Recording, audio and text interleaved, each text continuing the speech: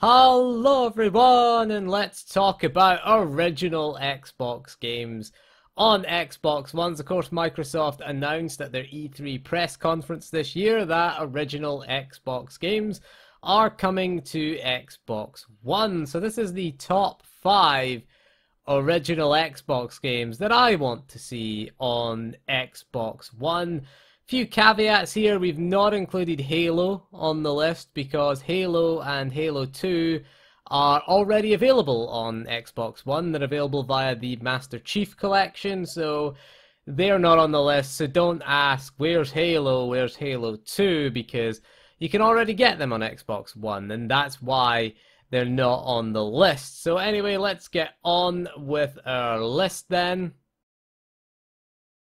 So we'll start this list off with Project Gotham Racing 1 and 2. I put both games on the list. Really, 2 is the one that we would really want if we had the choice. Project Gotham Racing was a original Xbox exclusive racing game, clues in the title. It was published by Microsoft, so there should be no real issues in getting this on Xbox One, as you know, publishing issues shouldn't be aside. Bizarre Creations, the developers, are gone out of business, sadly. Kind of sad to see them go, because PGR 1 and 2 were pretty good games. They made 4 Project Gotham games in total.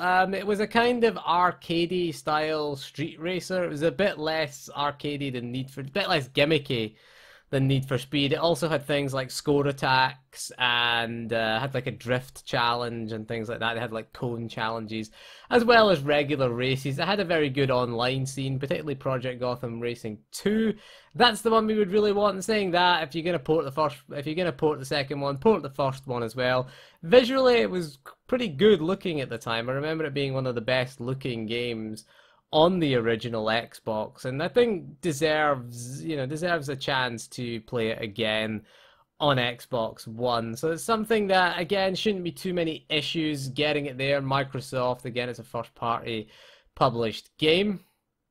Number 4, you knew this was going to be on the list somewhere, and that is, of course, Timesplitters. Specifically, Timesplitters 2, although we'll take 2 and 3, which is Future Perfect, as 3 is called.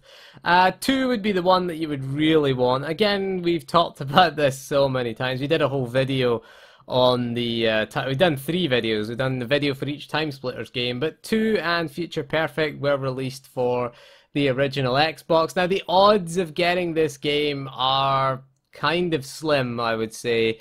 Timesplitters 2 was originally published by Eidos Interactive, which is now owned by Square Enix. Timesplitters Future Perfect was published by EA.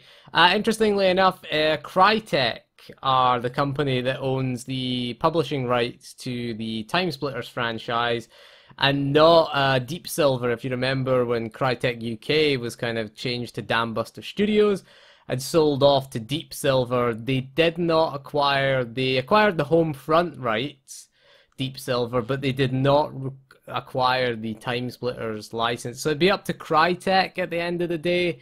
And you gotta say, come on, Crytek, it's gonna print money. I mean, it saved you doing an HD remake of Timesplitters. Apparently, developers, the cost to them is next to nothing, because Microsoft will do the port for them. We need Timesplitters on this, really. Timesplitters 2 would be the one you'd want, really, but Future Perfect we would take. I'd put them both on the list because you'd want them both, really, wouldn't you? I mean, why wouldn't you? Future Perfect isn't a bad game. It's pretty good. It's got a good campaign to it, but Timesplitters 2 is amazing just for the amount of multiplayer sort of characters and maps and modes that you have. It's just an incredible collection of sort of mini games as well that are there in Timesplitters, and we need it on a future console. So come on, Crytek, port it over, print some money. It's not a tech demo. I mean, Crytek just make tech demos, but you know, they could make some actual money for a change. They're not a very good business, Crytek, but you know, there's free money for you there. So at number 3, we've gone for the Grand Theft Auto trilogy. That's Grand Theft Auto 3, Grand Theft Auto Vice City, and Grand Theft Auto San Andreas. The odds of getting these 3 games are pretty good, actually, because They're already available on the PlayStation 4. They're on the PS2, on PS4 programs, so I doubt Rockstar would have any issues with getting the ports to Xbox One.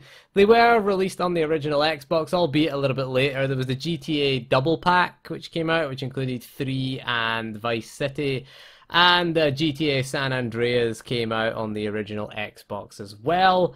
Again, GTA games are always popular, so the odds of us getting this are pretty likely, in fact. You can get it on PS4 at the moment, you can get them on PC as well, so bringing them to Xbox One would make sense for Rockstar. And again, why wouldn't you want all the GTA, the 3 GTA games from the 7th gen? San Andreas is arguably the best of them.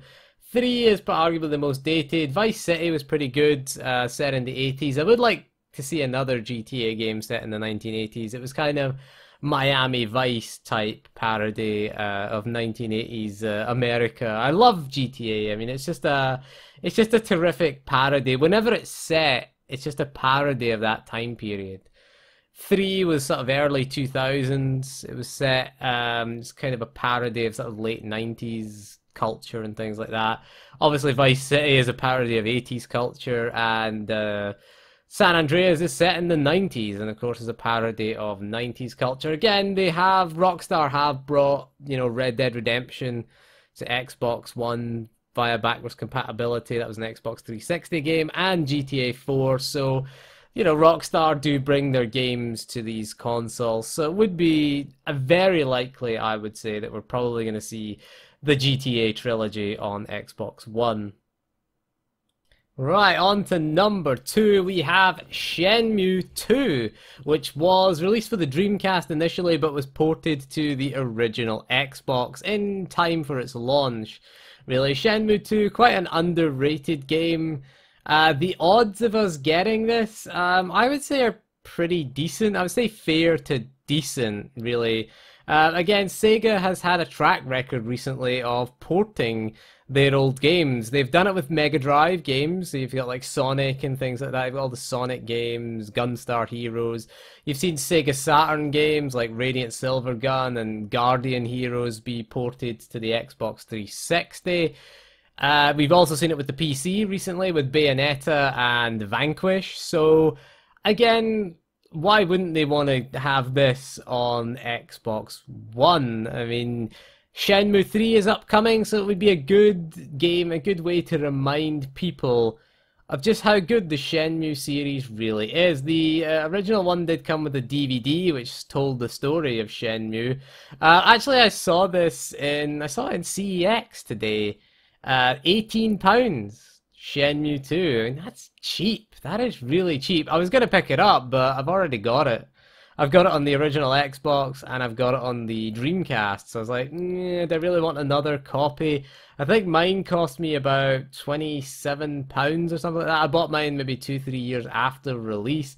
Still quite a difficult game to find, so getting it released digitally would be a good thing. And again, Shenmue 3, they had the Kickstarter for it. It is in development. It is coming apparently 2018. So be a good way to promote Shenmue 3 by, letting you experience the brilliance that is Shenmue 2 over again.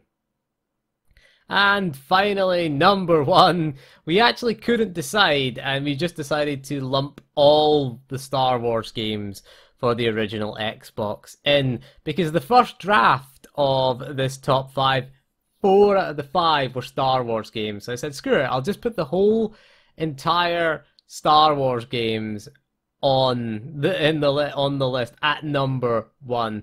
The original Xbox, I think, was the best console for Star Wars games. We're not counting PC, of course, because the PC probably was the best platform overall.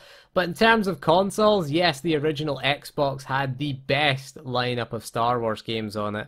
We are talking about Knights of the Old Republic 1 and 2, Jedi Knight 2, Jedi Outcast, Jedi Knight, Jedi Academy, Battlefront 1 and 2, not the EA ones, the good ones. And of course, the best Star Wars game of all, that is, of course, Star Wars Obi-Wan. That is the only game that's never had a port elsewhere. It's not compatible with Xbox 360. So come on, LucasArts, bring us Obi-Wan. I really want that game on a modern system. I do own it. I do own it. I just don't want to dig out my original Xbox whenever I want to play it. So the odds of getting these on are actually pretty decent, I would say. They're pretty good. Basically, LucasArts has published old Star Wars games on new platforms again. Most of the games that I listed there, KOTOR 1 and 2, Jedi Academy, Jedi Outcast, Battlefront 2, all available currently on Steam and GOG. They're all available on PC. Add that to the fact that LucasArts did publish Star Wars Bounty Hunter, which is on PS4. I think it was Jedi Starfighter as well, is also on PS4. So they have a track record of publishing old Star Wars games on newer systems in recent years. So there shouldn't be any real legal issues getting these games onto that. LucasArts, of course, is a division of Lucasfilm, which is owned by Disney now. LucasArts does still exist, it just doesn't publish current games. It kind of works with all the older Star Wars games and kind of just publishes them digitally. That's all it really does these days. EA is the publisher of modern Star Wars games, but there's so many great Star Wars games out there for the original Xbox. Again, I still believe it is the best console to experience them on.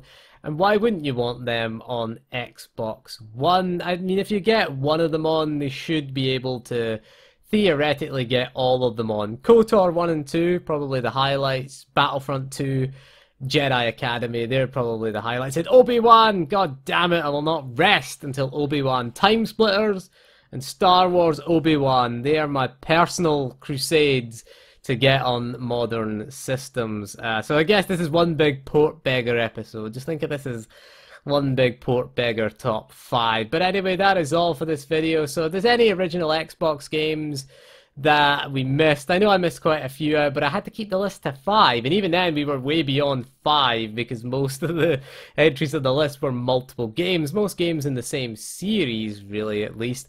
Honourable mentions go to things like Rainbow Six 3, Conker's Bad Fur Day, we need that. The Great and Mighty Pooh song is incredible, another good rare game that you want to get. What else have we got? Halo and Halo 2 are already available, as we mentioned earlier, so we really don't want them. I can't think of any more off the top of my head, to be honest with you. We got all the Star Wars games. Brute Force, maybe. It's a decent game, third-person shooter developed by Microsoft. Midtown Madness 3 was a pretty decent sort of driving, sort of arsing about racy type simulator. It wasn't really a simulator, you just drove around and kind of crashed into things most of the time, but that was pretty cool. So there's so many decent Xbox games that we would want out there. But anyway, that is all for this video, so thank you for joining me, and we'll see you again soon, and goodbye.